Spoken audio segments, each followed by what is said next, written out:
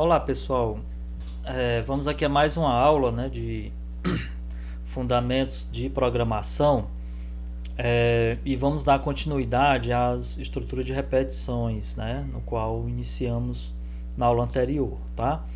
Então, só lembrando que até o momento nós vimos algumas estruturas fundamentais para se construir um algoritmo, como por exemplo as variáveis, estruturas de controle, condicional simples, condicional composta, estrutura sequencial, né? Vimos também as equações matemáticas, né? Expressões matemáticas, expressões lógicas, tá? Então, só refrisando um pouco, na aula anterior, nós abordamos a estrutura de repetição para, né? Que é aquela estrutura que você já determina, né, o início e o fim, né, do número de repetições, tá? Hoje a gente vai abordar sobre a estrutura enquanto, tá? É o faça enquanto, né? Então essa estrutura ela difere da estrutura para, mesmo realizando um trabalho semelhante, que nela você pode condicionar, né, uma variável que você não necessariamente tem que determinar o final, mas você condiciona, né, uma condição, né, para que possa parar, né, que sabemos que um algoritmo ele tem que ser finito. Então, por exemplo, enquanto essa condição for verdadeira, vai ser executado um bloco de comandos, por exemplo. Então, quando ela for verdadeira, vai executar. Quando não for mais, vai deixar de executar. Tá certo? Então, veremos isso agora, tá? Bom, então, estrutura de repetição enquanto. Vejamos aqui o seu fluxograma. Temos aqui uma condição, e enquanto ela for verdade, um comando ou um bloco de comandos serão executados, né? Então isso vai se repetir N vezes. Qual é a condição de parada? É quando essa condição aqui, tá, for avaliada como falsa. Então, uma vez sendo falsa, ela vai sair do loop, né? Vai sair do loop e vai encerrar, né, o seu fluxo de execução, tá? Então, esse conjunto de repetições aqui, né, comandos ou bloco de comandos que serão repetidos, executados diversas vezes, a gente chama de quê? De laço, né, em português, ou loop, né, mais conhecido como um loop. Bom, então essa estrutura é utilizada quando não se sabe o número de vezes que um trecho do algoritmo será repetido. Então, se eu sei que um algoritmo vai ser repetido 5 vezes, 10 vezes, 20 vezes, 100 vezes, o ideal é utilizar a estrutura para. Mas quando eu não sei quantas vezes, mas sei que deve obedecer uma certa condição para ser executado, e quando mais não será essa condição satisfeita, o mesmo deve deixar o loop. Então, nessa condição, eu devo sim utilizar a estrutura enquanto. Essa estrutura baseia-se na análise de uma condição, né, enquanto a condição mostra-se verdadeira. Então, fazendo aqui um esboço bem simples, né, dessa estrutura, nós temos enquanto, certo? Condição e faça. Aí eu tenho o comando ou bloco de comandos. E no final eu tenho o fim do enquanto. Então isso é um esboço simples, né, de um pseudocódigo no qual utiliza a estrutura de repetição enquanto. Bom, vejamos aqui esse exemplo, tá? Que eu quero executar, né, de um pseudocódigo. Eu tenho aqui meu algoritmo, né? Minha variável num, que recebe o valor 1, e ela vai ser avaliada. Qual é a sua avaliação? Enquanto ela for menor do que 10, ela vai acumular um valor 1, incrementando no valor que já existe, tá? Então, inicialmente, ó, o primeiro laço, né, no primeiro laço de repetição, né, a minha primeira iteração, eu tenho aqui, ó, no valendo 1. É menor do que 10? É verdade. Então, eu entro aqui, né, no laço do enquanto e vou incrementar o valor 1 no num que já existe. Então, ele vai acumulando aqui. Depois, o num já vale quanto? Ó, num, que é 1 mais 1, 2. Aí passa a valer 2. 2 ainda é menor do que 10? Então ele faz de novo, Até que chega um momento que ele vale 10. Então 10 é menor do que 10? Não. Então ele não satisfaz mais essa condição. Então ele sai desse laço, desse loop, né, do enquanto, e exibe o valor de num, certo? Qual será esse valor de num, né? É 10, né? Que até 9 ele ainda passa no laço, né?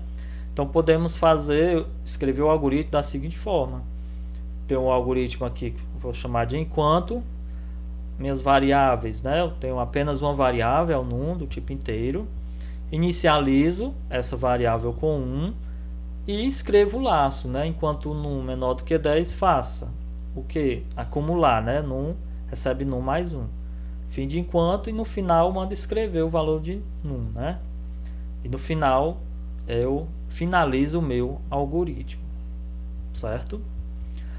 Bom, então vamos ver aqui, ó, o algoritmo enquanto, que um outro exemplo, né? Tenho duas variáveis aqui, a e valor do tipo inteiro, soma do tipo real, tá?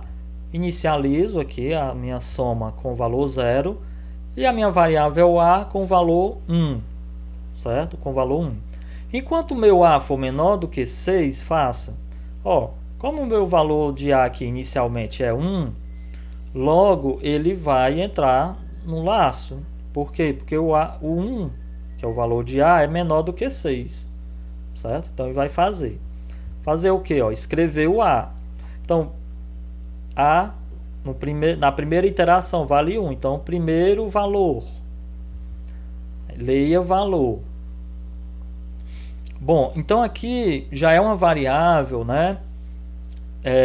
Que vai ser lida, né? Então, essa variável aqui, quem vai determinar o valor dela é o usuário. Então, no primeiro valor, o usuário vai inserir um valor, um número qualquer, né? Esse número tem que ser inteiro, ó, que o valor é do tipo inteiro, que vai ser lido, né, pelo algoritmo. A soma vai acumular esse valor.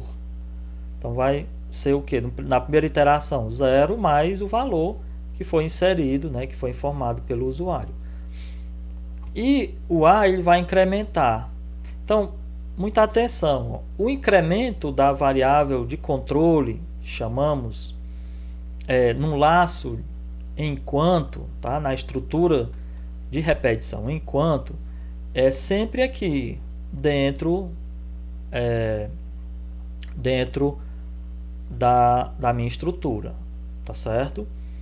Porque eu tenho que ter esse controle para que eu possa sempre testar, né, aqui no cabeçalho o valor de a. Então ele vai incrementar, ele valia 1, então ele incrementa mais 1, então passa a valer 2. Então o a vale 2, não é menor do que 6? Então ele faz novamente na execução desse bloco de comandos, tá? E no final é o fim de enquanto, certo? Depois do fim de enquanto ele vai escrever o valor de soma, tá? E finalmente vai finalizar o algoritmo. Uma pergunta: o que será impresso aqui na soma? A soma vai depender de cada valor inserido aqui pelo usuário, certo? Que vai ser lido pelo algoritmo e esse valor vai ser acumulado na minha soma. Então, por exemplo, se no primeiro valor, né, eu inseri 1, depois 1 de novo, ou seja, são 6 vezes, né? São 6 vezes. Porque vai de 0 do valor de A, ó, não, 5 vezes, né? Então ele vai repetir aqui 5 vezes, tá? 5 vezes. Por que 5? Ó, porque o A é menor do que 6. Então o A já inicia com 1, então vai de 1 até 5.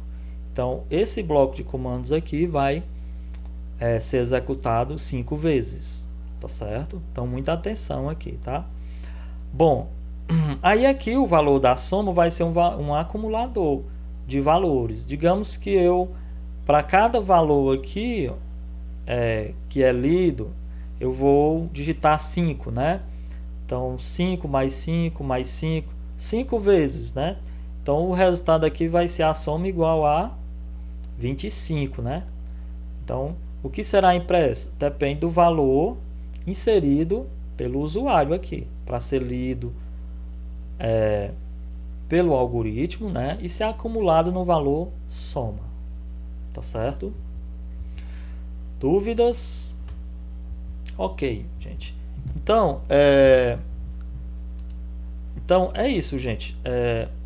A estrutura enquanto, né, ela tem essas características, tá? De você determinar uma condição para que ela ocorra, tá?